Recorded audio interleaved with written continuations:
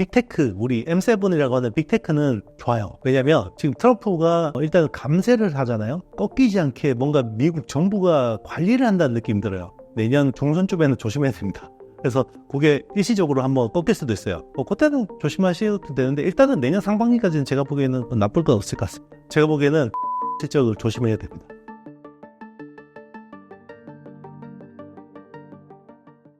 최근 국내 반도체 증시 상황은 어떤가요?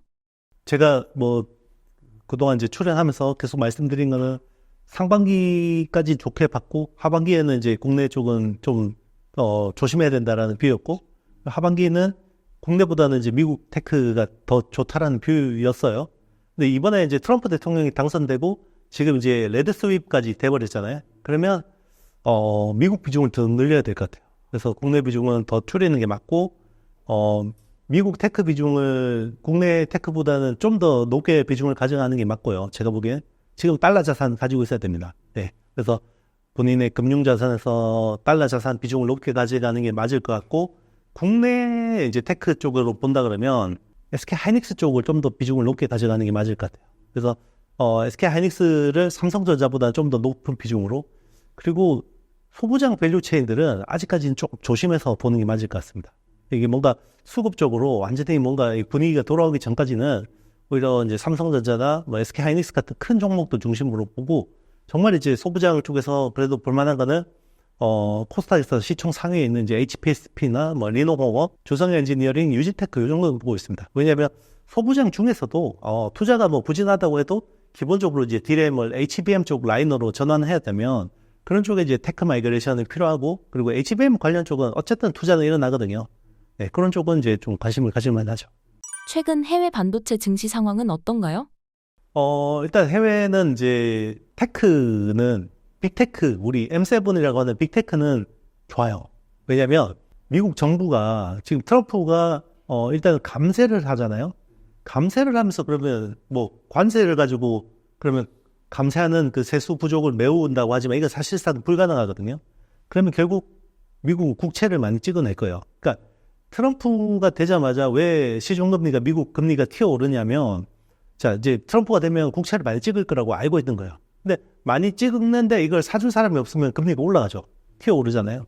그러면 금리를 따먹기 좋으니까 해외에서 또 미국으로 자금이 들어가겠죠. 그러면 달러가 강세가 되는 거고요. 자, 이런 것들을 다 감안해서 지금 시장이 움직이고 있다고 볼 수 있는 거고 그리고 중요한 거는 미국 빅테크들의 EPS를 꺾이지 않게 뭔가 미국 정부가 관리를 한다는 느낌이 들어요. 그러니까 보조금이나 이런 형태로 이제 미국의 빅테크들이 EPS가 꺾이지 않아야 되는 이유가 캐펙스를 계속 해야 되거든요. 그러니까 자본 지출을 하려면 자 지금 자본 지출을 하는 이유는 다 AI 때문에 그렇잖아요. 근데 지금은 중국한테 무조건 이겨야 돼요. 이겨야 되는데 그러면 빅테크들이 캐펙스를 꺾으면 안 되거든요. 계속해서 컴퓨팅 파워를 키우고 여기에 빅데이터를 정말 좋은 걸 많이 넣어야 AI 모델이 좋아진단 말이에요. 자, 그거를 측면 지원하는 겁니다. 미국 정부는. 그래서 투자의 관점으로서 보면 진짜 빅테크는 여전히 매력적인 포인트라고 볼 수 있고요. 근데 이제 우리 필라델피아 반도체 지수 중에서도 약간 인텔이나 AMD나 그리고 이제 우리 그 기존의 그 글로벌 장비업체 있잖아요. 어플라이드 머티리얼즈나 랩리서치나 KLA 이런 회사들 조금 이제 단기적으로는 좀 안 좋을 수 있어요. 왜냐하면 일단 여기는 AI 모멘텀 좀 상대적으로 좀 약하고요. 그리고 이제 중국에 대해서 추가 규제가 나올 가능성이 있는데 좀 더 빡빡해지는 거예요. 사실 지금도 여전히 중국에 많이 팔거든요. ASML은 중국에 잘 EUV나 이런 것들을 못 팔지만 사실 정착이나 식각이나 디퓨전 장비나 이런 쪽은 사실 그냥 아름아름 팔았단 말이에요. 그런 것까지 막히면 이제 이런 쪽으로는 약간 단기적으로는 부정적일 수 있다 이렇게 보고 있습니다. 그래서 옥석 가리기 정말 잘해야 되고요.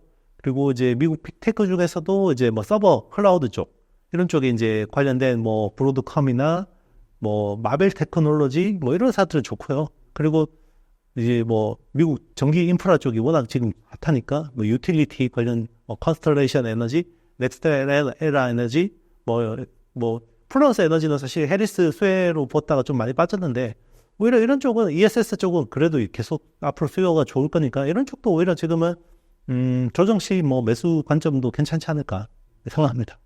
장기적으로 봤을 때는 거품 가능성도 있는 건가요? 일단 미국의 부채 한도 협상이 내년 초에 있는데 아마 그 보통 몇 개월 딜레이 되거든요.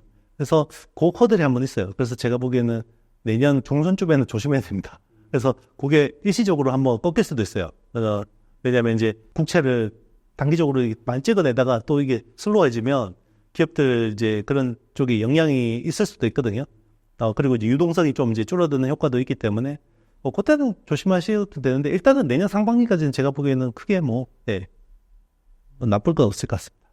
이번 실적 발표 이후 ASML의 주가가 폭락했습니다. 폭락하게 된 이유를 설명해 주신다면요? 일단 ASML의 가장 비싼 장비가 EUV라는 극자외선 노광 장비인데요.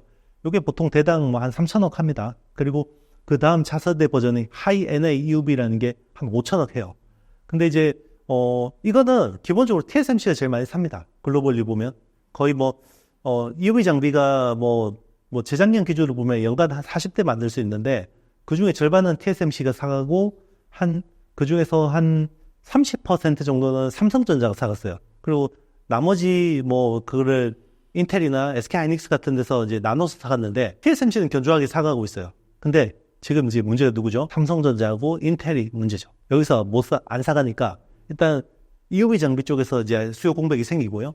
그리고 이제 EUV 말고 그냥 기존의 레거시 장비 같은 경우 ARF나 ARF 이머전, KRF 이런 쪽은 중국에 많이 팔았어요. 사실 매출 비중이 거의 절반은 중국이거든요. 최근에 이제 중국 쪽이 그런 쪽이 이제 점점 슬로우해지기 시작하는 거죠.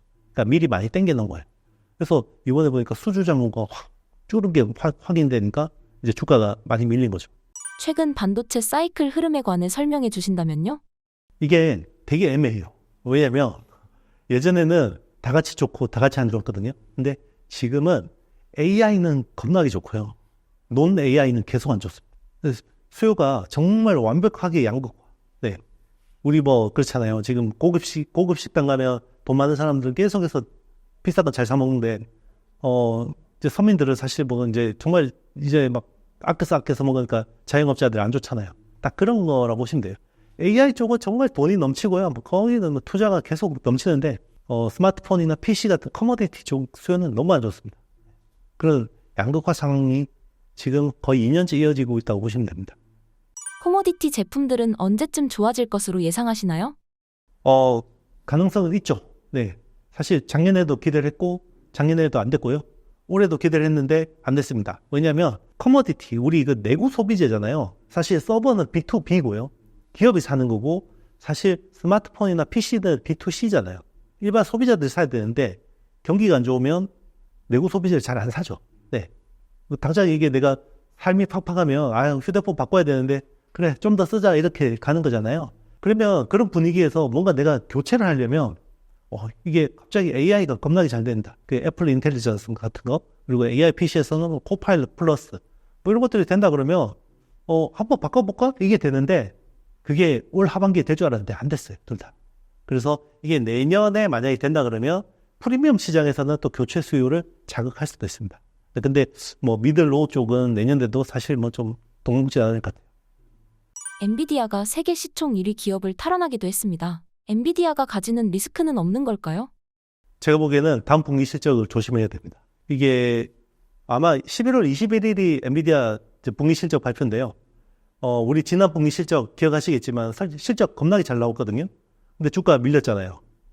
물론 이제 블랙웰의 지연, 그 블랙웰이라는 신제품이 지연된 것도 영향을 미쳤는데 그것도 중요한데 사실 이게 성장률이 꺾인 거거든요. 전 분기가 260%가 넘었었고 전전 분기는 265% 매출 성장을 했는데 지난 분기는 122%로 성장률을 꺾였단 말이에요. 아마 이번에 더 꺾이겠죠.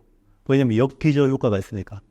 그러면 이제 또 그게 실적 발표가 또 한번 이제 그 주가 조정의 빌미가 될 수 있어요. 근데 요번에 조정받고 또 슬금슬금 올라갈 겁니다. 왜냐면 이 정도 펀더멘탈, 이 정도 현금 창출 능력을 가진 회사가 별로 없습니다. 네. 언제쯤 AI를 통한 수익화가 가능할까요? AI 수익화 같은 경우는요, 이제 메타 같은 데서는 이제 SNS에다가 AI를 적용해서 사실 매출이 굉장히 많이 늘었어요. 그래서 그런 식으로 이제 효율적인 걸 많이 뽑아내는 경우도 많고, 그리고 실제로 이제 정말 그 현장에 있잖아요. 프로그래머들. 한때 소프트웨어 엔지니어들 정말 몸값이 천정부지였는데, 요즘에 정말 폭락했거든요. 왜냐하면 진짜 단순 코딩은 이제 AI가 너무 잘해요. 사실 우리가 체감은 잘 안 되지만 테크 기업들이 현장에서는 사실 이게 굉장히 많이 활용이 되고 있고, 처음에는 굉장히 고관여도의 전문가 집단으로 먼저 이 AI라는 게 생산성 혁명을 일으킵니다. 그 다음에는 이제 일반 직군으로 내려오고, 나중에는 이제 우리 일반 소비자들한테까지 확산이 되는 거거든요. 근데 지금 AI로 인한 생산성 혁신은요, 여러분들이 생각하는 것보다 훨씬 빨리 진행이 되고 있고, AI가 경제 성장률에 미치는 영향을 우리는 못 느끼죠. 근데 미국은 정말 체감이 돼요. 왜냐하면 이 AI를 수용할 수 있는 수용도가 그 국가마다 달라요. 인프라가. 왜냐하면 이 AI 수용도가 높으려면 그 회사의 테크 그 기술 수준이 높아야 되고, 그리고 디지털 트랜스포메이션 어느 정도 돼 있어야 돼요. 데이터가 없는데 AI가 있으면 뭐 하겠습니까? 그러니까 모든 게 데이터 기반으로 뭔가 돌아가던 국가들은 그게 잘 되는데, 지금은 미국이 압도적이라는 거죠. 미국이 왜 저렇게 경기가 견조하냐? 뭐 돈을 많이 풀어서 뭐 이런 것도 맞지만, 사실 미국의 지금 AI 펀더멘탈 자체가 너무 좋은 겁니다. AI 개발이 이제 특정 단계에 있는데요. 언제 크게 바뀌게 될까요?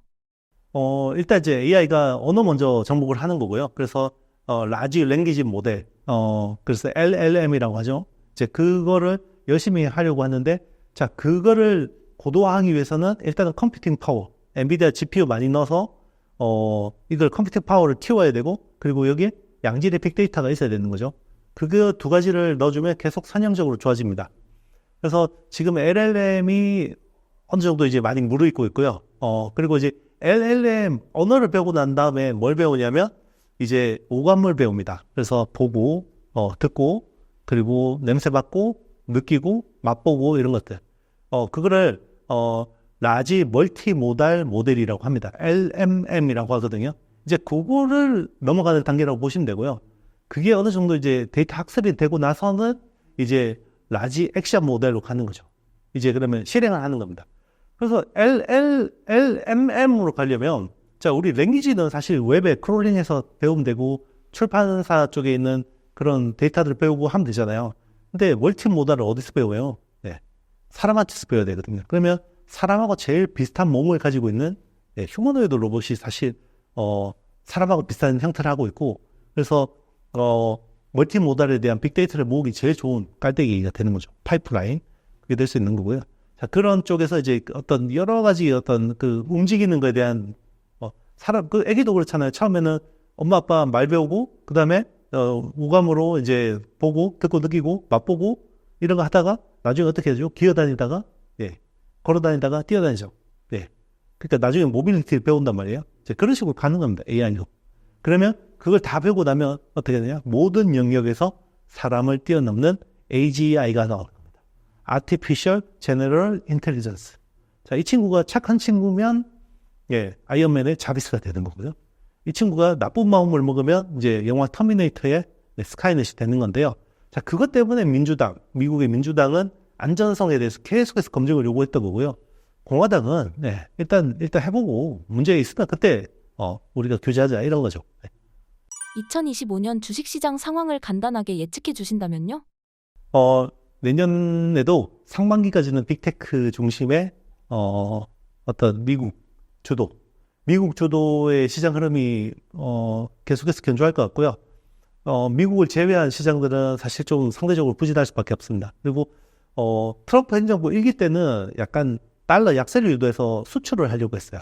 근데 지금은 인플레이션이나 이런 것들을 뭔가 통제하기 위해서는 사실 달러 강세가 좋거든요. 그래서 지금은 달러 강세 쪽으로 이제 트럼프가 방향을 잡고 있고, 그리고 이제 그동안에는 돈 유동성을 풀어서 산업을 키운다 그러면 그냥 연준이 그런 역할을 했잖아요. 연준이 그냥 돈을 많이 찍어냈잖아요. 그래서 통화 유동성을 늘려가지고 했는데, 자, 유동성을 늘리면 이 문제가 뭐냐면 돈이 내가 타겟팅 하는 데로 안 가요. 그냥 다 돈이 많아져서 어떤 데 가서 그냥 버블이 일어나거든요. 그리고 물가를 자극할 수도 있고. 근데 미국이 정부가 국채를 발행해서 특정 영역을 흘려보낼 수가 있죠. 빅테크나 AI 쪽으로 이제 흘려보내면 그게 이제 타겟팅해서 그쪽으로만 돈이 흘러가게 할 수 있거든요. 그래서 빅테크들의 EPS를 꺾이지 않게 관리해주고 이런 흐름들이 나올 수 있기 때문에 사실 이제 시장으로 보면 AI 혁명에서는 미국이 제일 뭐 그래도 매력적인 시장이라고 볼 수 있고, 지금도 사실 밸류에이션이 편안하진 않지만 그래도 이 정도 모멘텀 있는 국가가 없다고 볼 수 있는 거죠. 그리고 이제 사실 이제 미국 다음이라 그러면 저는 대만 시장이 지금 굉장히 좋은 것 같습니다. 대만이 사실 AI 혁명에서 너무 큰 기회를 잡았고요. 뭐 사실 1인당 GDP도 이제 우리나라 조만간 이제 뛰어넘을 거고, 그리고 이제 TSMC가 잘 됨으로 인해서 그 밑에 이제 막 굉장히 많은 회사들, 퀀타나, 뭐 폭스콘 같은 회사들도 굉장히 많은 수혜를 보고 있죠. 그러니까 이게 트리클 다운, 네, 낙수 효과가 생기는 겁니다. 사실 요거를 우리가 먹었어야 됐는데, 삼성전자가 이제 사실 그걸 잘 못해서, 네, 그냥 안타까운 거죠. 최근 AI와 관련된 책을 출간하셨는데요. 이번 주식시장에 참고할 만한 내용이 있을까요? 제가 이제 책을 5월에 탈고를 했는데요. 그때 이제 제가 투자 키워드로, 혁명은 10년 사이클인데 그 혁명에서 투자 키워드는 쇼티지, 공급 부족을 따라가면 된다고 했거든요. 그래서 처음에는 AI 가속기가 공급 부족이고, 그 다음에 서버, 그리고 데이터 센터, 그리고 이제 전기 인프라, 통신 인프라, 이런 식으로 계속 했는데, 그게 제가 책에 썼던 대로 지금 시장이 가고 있거든요. 그래서 최근에 이제 그런 관련주들이 많이 올랐는데, 관심 있으신 분들은 그 책을 한번 보고, 점검을 하시면 내년 투자하는데도 굉장히 큰 도움이 되지 않을까. 그리고 특히 이제 또 미국 테크 쪽을 굉장히 비중을 있게 실어 썼거든요. 네. 그래서 미국 투자하시는 분들은 한번 읽어보면 굉장히 도움이 되지 않을까 생각합니다.